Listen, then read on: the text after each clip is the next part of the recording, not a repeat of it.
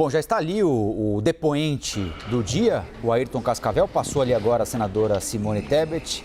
O depoimento vai começar. A comissão foi notificada de decisão liminar do ministro Gilmar Mendes no habeas corpus número 205.009, nos seguintes termos.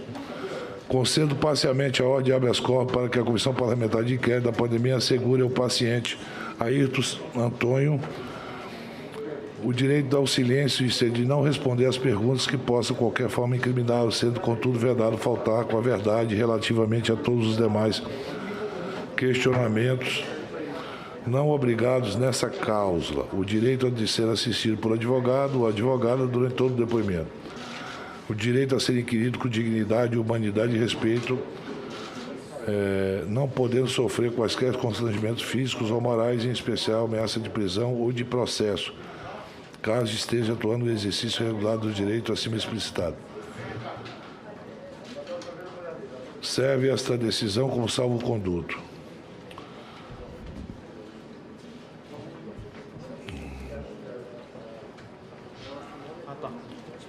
Ayrton, eu vou fazer uma pergunta aqui para ti. E Vossa Senhoria promete, quanto aos fatos que tenha conhecimento na qualidade de testemunha sobre a palavra de honra nos termos do artigo 203 do Código de Processo Penal, dizer a verdade do que souber lhe for perguntado?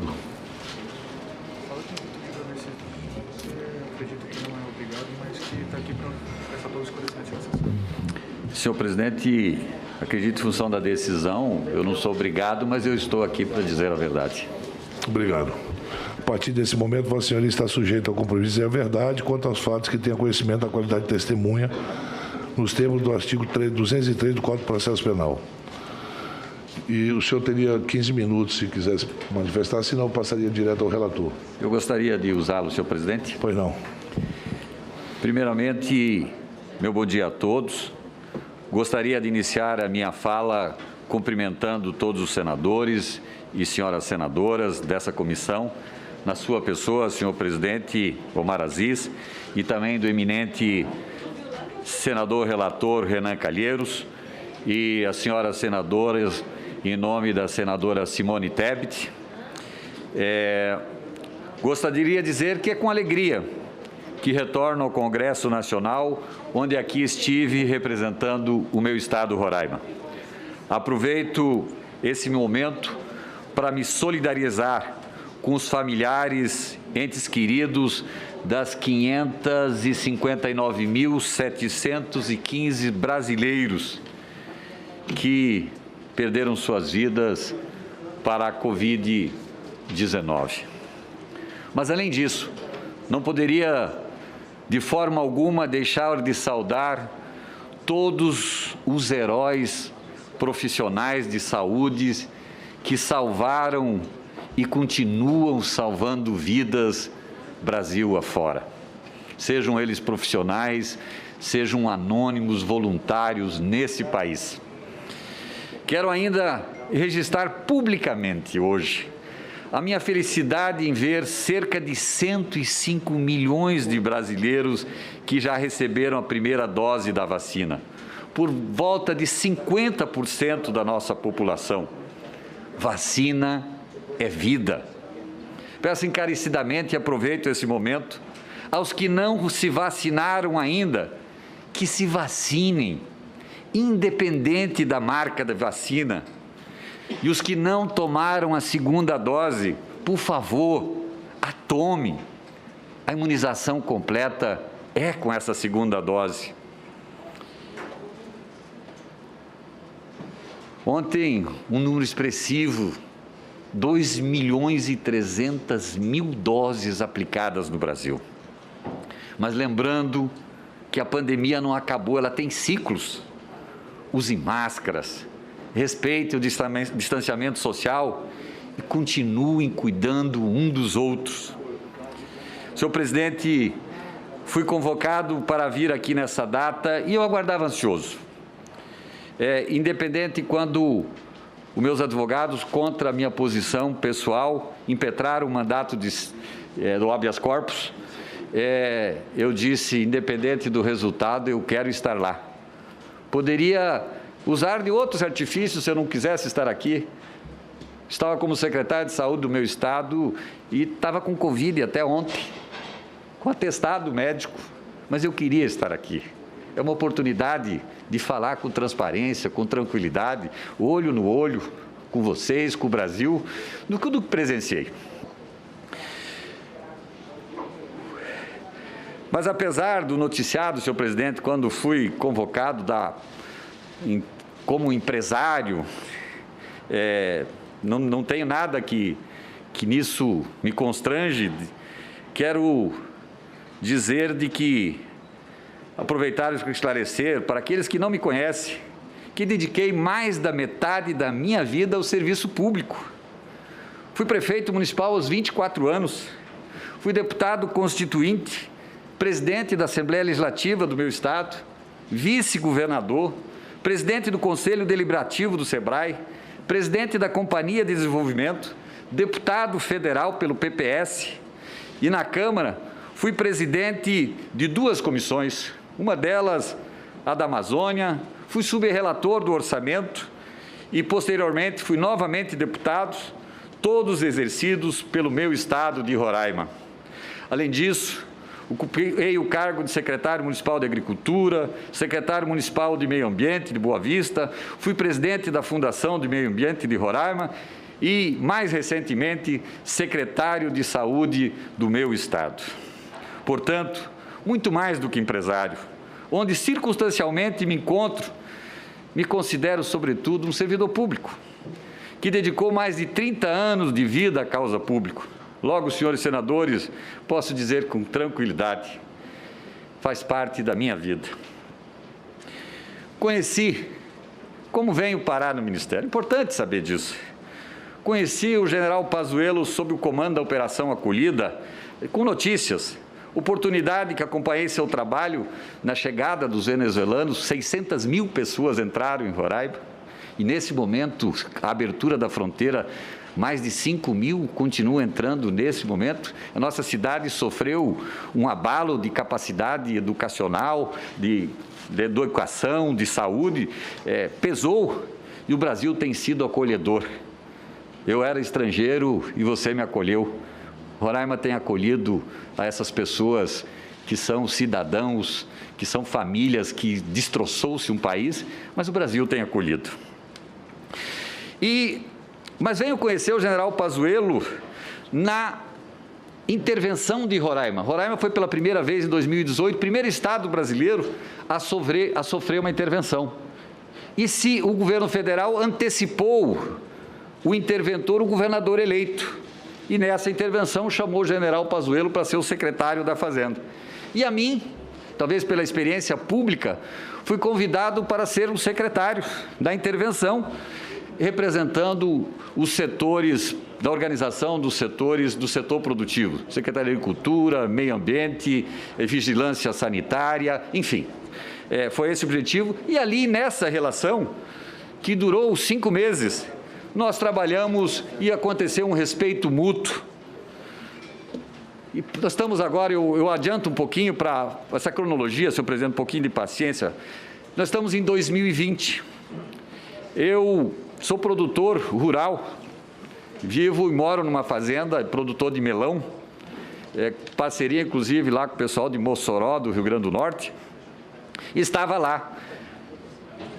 Recebo um telefonema do general Pazuello, que havia assumido a Secretaria Executiva do Ministério da Saúde, me convidando, com poucas palavras, estilo militar, de que estava numa missão e que precisava de alguém que tivesse o conhecimento e articulação política institucional, e se eu poderia vir aqui em poucos dias. Eu disse, olha, eu posso dar um pulo e ver o que eu posso ajudar, e assim eu fiz, com meus recursos próprios, peguei o avião e vim para Varzea.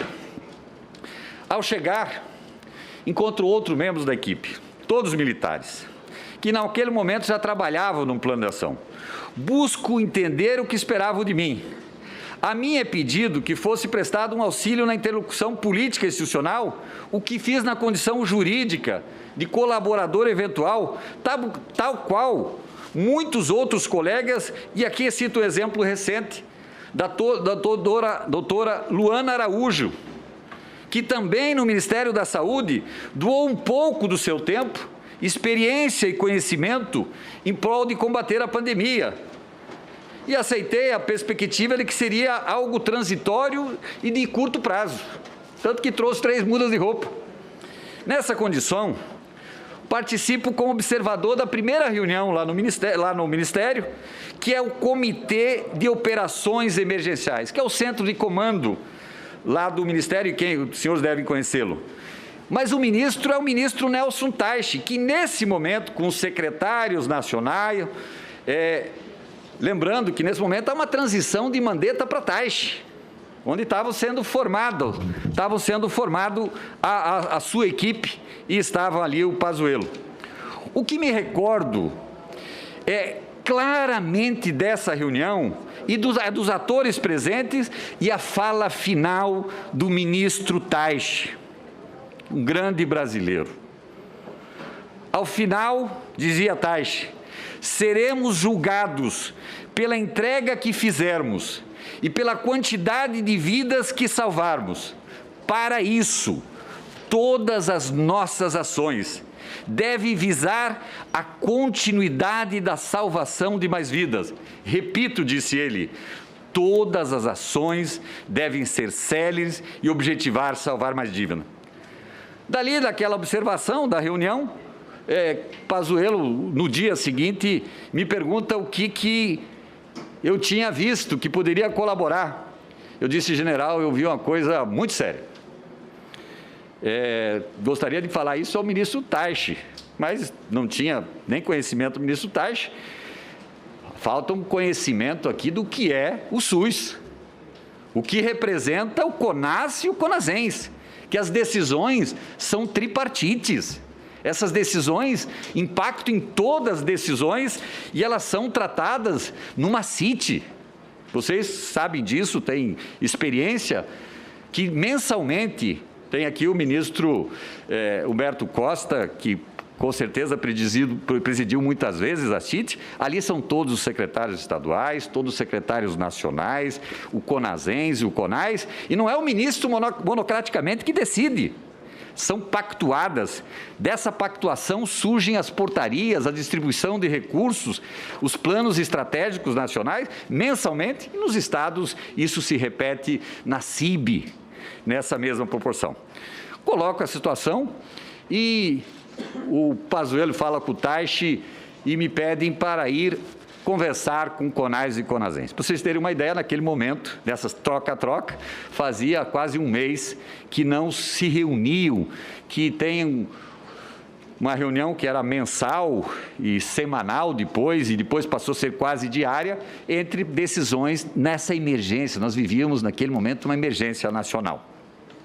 E eu vou procurar o CONAS e o CONASENS, nem sabia lá que o CONASENS funcionava dentro ali do Ministério, e CONASENS eu até mantive uma relação de longe, porque eu sou ex-prefeito, legitimamente para falar com o CONASENS, procuro eles sentem isso, mas não querem falar a nível de terceiro andar.